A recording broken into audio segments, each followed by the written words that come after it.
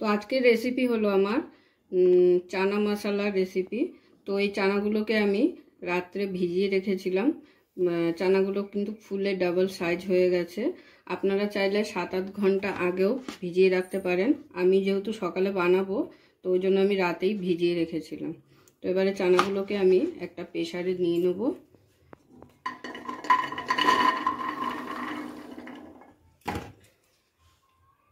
আর দিয়ে দিচ্ছি পরিমাণ মতো জল।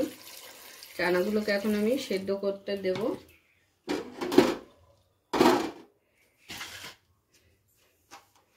দিয়ে দিচ্ছি পরিমাণ মতো লবণ।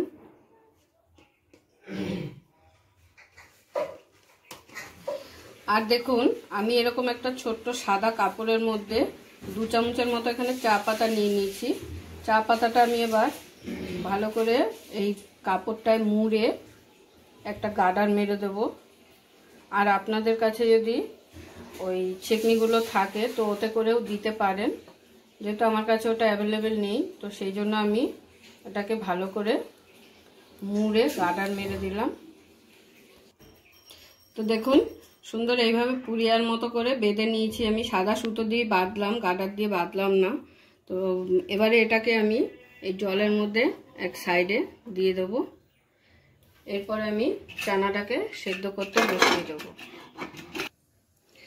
তো এবারে চানাটাকে কিন্তু 3টে সিটি মারলেই আমার চানাটা পুরোপুরি সিদ্ধ হয়ে যাবে। যেহেতু আমি রাতেই ভিজিয়ে রেখেছিলাম তো সেই কারণে বেশি সিটি মারতে হবে না, 3টে সিটি মারলেই যথেষ্ট।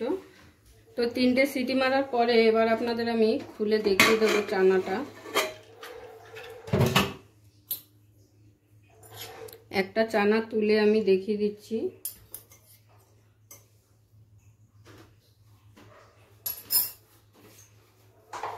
দেখুন খুব সুন্দরভাবে কিন্তু সিদ্ধ হয়ে গেছে। বেকিং সোডাটা দেওয়াতে খুব তাড়াতাড়ি এটা সিদ্ধ হয়ে যায়, কারণ বেকিং সোডা দিয়ে 3টে সিটি মারলেই হয়ে যায়। আর বেকিং সোডা যদি না দেন তখন তাহলে আপনাদের 5-6টা সিটি মারতে হবে। তো ওই জন্য আমি সামান্য পরিমাণ বেকিং সোডা দিয়ে সিদ্ধটা করেছি। আর এই লিকারটা দেওয়ার কারণ হলো এই যে দেখুন এই যে লিকারটা যে আমি দিয়েছিলাম, লিকারটা দেওয়াতে জলের যে কালারটা দেখতে পাচ্ছেন সুন্দর একটা লিকারের মতো কালার হয়েছে। এই জলটা দিয়ে কিন্তু আমি রান্নাটা করব, কারণ বড় বড় রেস্টুরেন্ট বা হোটেলে যে চানা মশলার রেসিপিগুলো হয় ওদের কালার চানা মশলার কালারটা দেখবেন খুব সুন্দর লাল হয়। তো এই কারণেই লাল হয়, এরকম লিকার দিয়ে সিদ্ধ করলেই, সেই জলটা দিয়ে রান্নাটা করলে তাহলেই লাল হয়ে যায়। এবার আমি একটি কড়াই বসিয়ে দিচ্ছি। কড়াইটা আমার গরম হয়ে গেছে। কড়াইতে দিয়ে দিচ্ছি আমি সাদা তেল। আপনারা চাইলে রান্নাটা সর্ষের তেলেও করতে পারেন, তো আমি আজকে রান্নাটা সাদা তেলেই করে দেখাচ্ছি।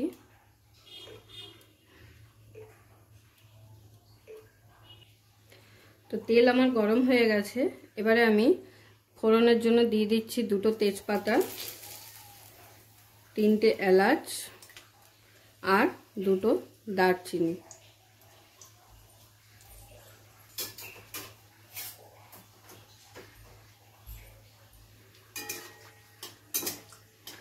ফোড়নটাকে একটু নেড়ে চেড়ে নিয়ে এর মধ্যে দিয়ে দিচ্ছি হিং।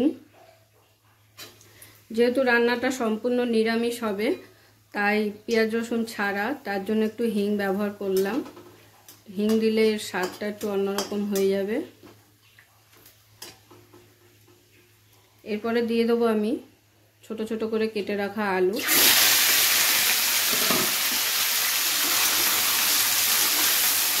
আলুটা ভেজে নেওয়ার সময় আলুতে আমি দিয়ে দিচ্ছি সামান্য পরিমাণ নুন।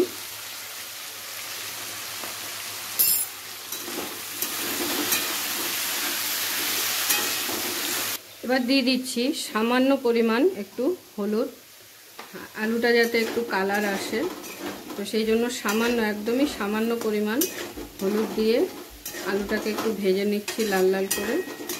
আপনারা চাইলে আলুটা স্কিপও করতে পারেন, আলু ছাড়া শুধু চানাটাকেও রান্না করা যায়, তো সেটা একরকম মানে টেস্ট হবে। আর আমি এখানে 3টে মিডিয়াম সাইজের আলু নিয়েছি, আমি আজকে এটা আলু দিয়েই করে দেখাচ্ছি। তো তো দেখুন আলুগুলোকে কিন্তু হালকা লাল লাল করে ভেজে নেওয়া হয়ে গেছে, একদমই হালকা করে ভেজেছি, খুব বেশি লাল করে ভাজবো না। তো এবারে আমি দিয়ে দেবো এখানে আদা বাটা,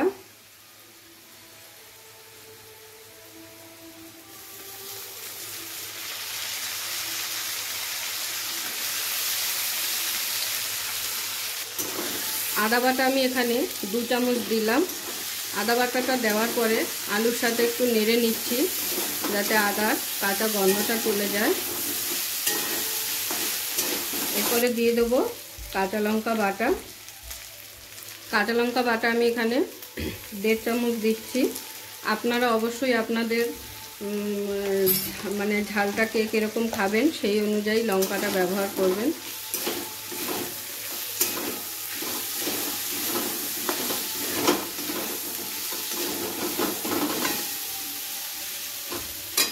এরপরে আমি বাকি মশলাগুলো দিয়ে দেবো।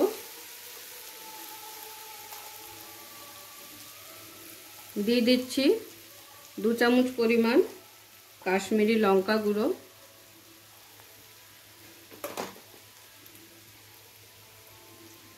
ধনে গুঁড়ো,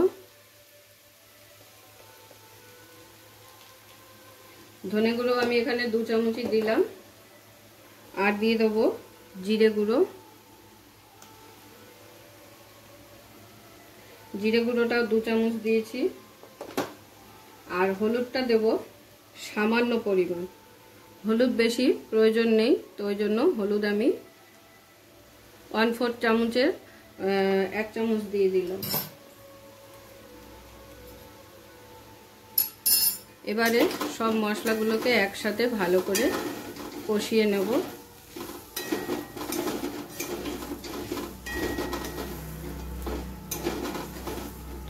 মশলাগুলোকে ভালো করে কষিয়ে নেওয়ার জন্য চানা সেদ্ধ করা সেই জলটা আমি সামান্য দিয়ে দিচ্ছি।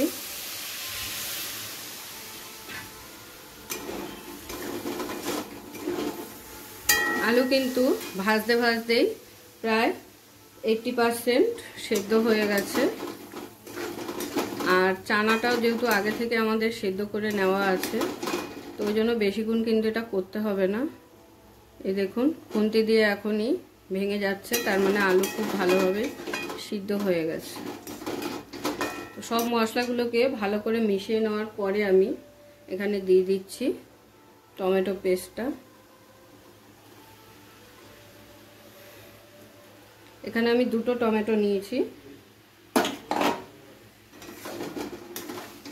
টমেটোটা দেওয়ার পরে টমেটোটাকেও 3 থেকে 4 মিনিট একটু ভালো করে নেড়ে নিতে হবে যাতে টমেটোর কাঁচা গন্ধটা চলে যায়। তো 3 থেকে 4 মিনিট আমি টমেটোটাকে ভালো করে কষিয়ে নিয়েছি। দেখুন খুব সুন্দর কিন্তু কালার চলে এসেছে টমেটোটা দেওয়াতে। এবারে আমি এর মধ্যে দিয়ে দিচ্ছি চানাগুলো।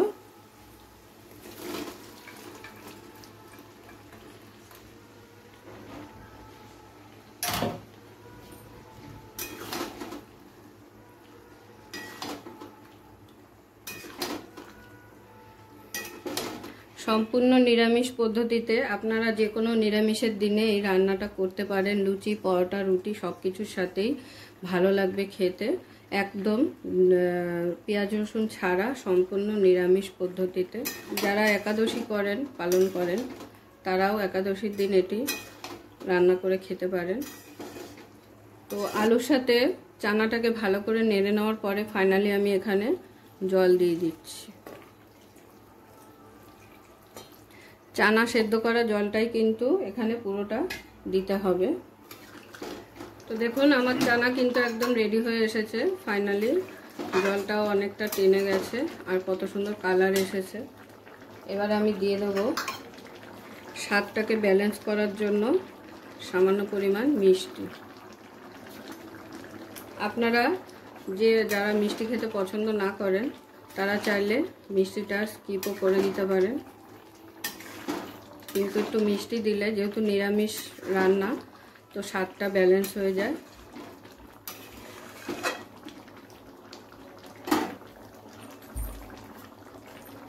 মিষ্টিটা দেওয়ার পরে একটু নেড়ে চেড়ে নেওয়ার পরে এবার আমি এখানে দিয়ে দিচ্ছি ড্রাই রোস্ট করে নেওয়া কাসুরি মেথি পাতা, এটাকে আমি একটু হাত দিয়ে এরকম ডলে দিয়ে দেবো।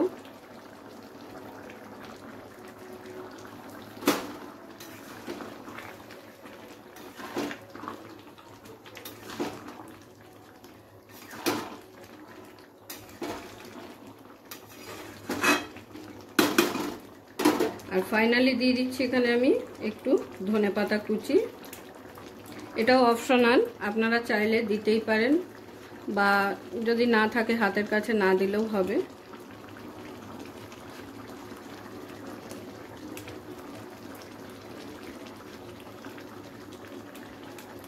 তো এবার আমার চানা মশলা একদম রেডি। এবারে আমি এটাকে গরম গরম প্লেটে সার্ভ করে নেব।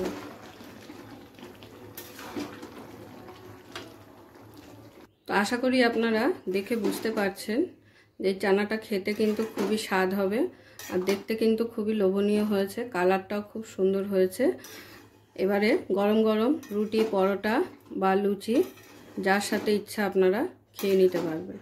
তো এবারে আমি গরম গরম প্লেটে সার্ভ করে নিচ্ছি।